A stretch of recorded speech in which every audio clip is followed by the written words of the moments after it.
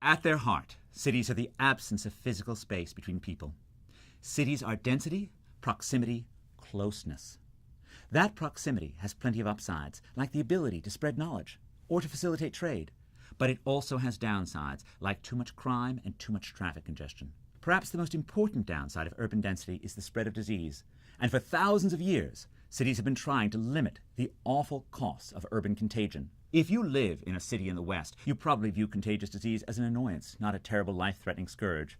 We now have tools, antibiotics, vaccines, aqueducts, that have so far worked pretty well at preventing modern plagues. The one big exception was AIDS, which caused enormous damage to urban America during the 1980s and 1990s, and it still kills abundantly in sub-Saharan Africa. If you live in a wealthy country, you're now far more likely to die from cancer than cholera, but that wasn't true in the past.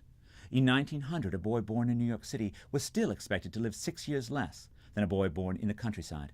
That was about the same life expectancy gap that existed in the time of Shakespeare's London. In this section, we explore the contagious diseases that have often threatened cities. Why should you care why every sip of urban water doesn't carry the flavor of death? As AIDS reminds us, disease could strike again, and we need to be ready to fight back with the knowledge of how we fought disease in the past. You should also care about urban health because many of the developing world cities remain remarkably unhealthy.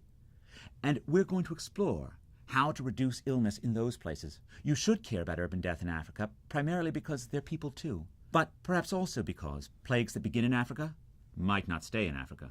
If we continue to treat waterborne illness with antibiotics rather than with better water systems, we may end up creating an antibiotic-resistant superbug that could threaten all of mankind. Finally, the story of urban health also matters because it helps us to understand how cities can work together to solve their own problems. The story of the fight against cholera remains relevant for thinking about the coalitions that could fight high housing costs today or excessive transportation congestion. Perhaps the most important advantage of urban proximity is that it enables us to work together to make our world better.